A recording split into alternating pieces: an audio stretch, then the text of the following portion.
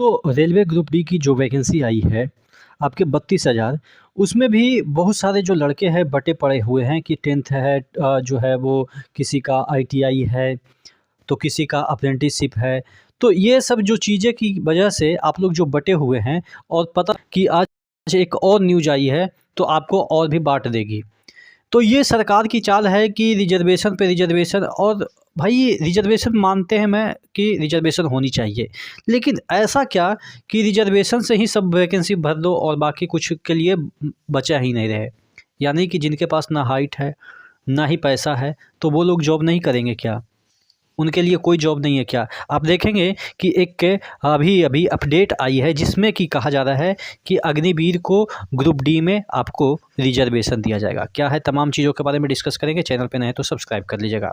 हम बात करने वाले हैं रेलवे ग्रुप डी के सामान्य ज्ञान की एक बेस्ट बुक के बारे में, जो कि चक्षु प्रकाशन की तरफ से निकली है। इसमें सामान्य ज्ञान के जितने भी चैप्टर हैं, जितने भी सिलेबस हैं, सभी को अच्छे तरीके से विथ डायग्राम समझाया गया है। और इसमें पीवाईक्यू भी इंक्लूड किया गया है। पीवाईक्यू जो कि प्रीवियस ईयर के हैं उसको भी इसमें रखा गया है, और इसका डिटेल सॉल्यूशन भी इसमें दिया गया है। कॉम्बो पैक के तहत यहाँ पे आपको प्रैक्टिस सेट के साथ चैप्टर वाइज आपको ग्रुप डी के मैथ्स, रीजनिंग, जीके के भी बुक मिल जाते हैं। इन सभी बुक का नीचे डिस्क्रिप्शन बॉक्स में लिंक दिया हुआ है, वहाँ से जाके परचेज करके अपनी तैयारी को बूस्ट कर सकते हैं। देखिएगा, सबसे बड़ी चीज़ इसमें है कि यहाँ पे जो चीज़ें निकल के सामने आ रही है, इंडियन रेलवे में जो अग्निवीर है उनको 4 साल के जो ट्रेनर है उनका, वो कंप्लीट करने के बाद उनको डिफरेंट जो विभाग है उसमें नौकरियां दी जाएगी on the basis of reservation. यानी कि उनको रिजर्व रखा गया है कि उनको भी मौका दिया जाएगा। जैसे सैप में, यहाँ पे असम राइफल में, सिविल एविएशन में, बीएसएफ में, हरियाणा गवर्नमेंट में, और भी धीरे धीरे देखिए अभी तो ये नया स्कीम है अग्निवीर, वो धीरे धीरे और भी लोगों को और भी जो संस्था है वो रिजर्वेशन देगी। तो इंडियन रेलवे की बात कर लेते हैं, चूँकि इससे ही हमारा कंसर्न है। देखिएगा, 10% reservation in level 1 east while group D, यानी कि ग्रुप डी में आपको 10% का रिजर्वेशन दिया जा रहा है।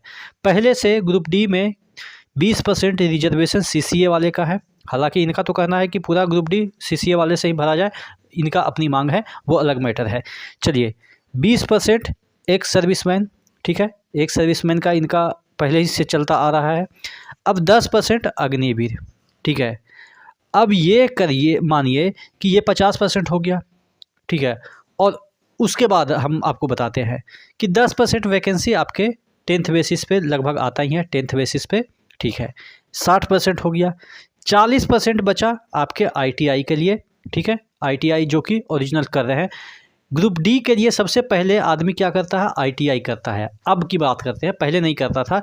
अब ग्रुप डी में नौकरी चाहिए तो आपको आईटीआई करना अनिवार्य है, चूँकि पहले से ही पता है कि 10% भी मैक्सिमम मैंने बता दिया 10th बेसिस पे आपके वैकेंसी निकलेंगे। तो बाकी बचा 40%। 40% में आपको फाइट है। अब 40% में भी कुछ लोग SC ST का सीट होगा, कुछ लोगों का OBC का, जनरल वाले की कहाँ पे चलेंगे, कुछ लोग EWS वाले में चले जाएंगे, और जनरल वाले जाएं कहाँ पे? तो अब देखिए 40% जो वैकेंसी आ रही है, अब मान लिया कि 40% ही वैकेंसी दी जाएगी, बाकी तो रिजर्वेशन के बेसिस पे भरी जाएगी। तो अब 40% में भी देखिए अब वैकेंसी कितनी आ रही है? 5 साल के बाद वैकेंसी आई है। कितनी वैकेंसी आई है? मात्र 32,000। जब हर एक साल वैकेंसी आएगी तो कितनी आएगी?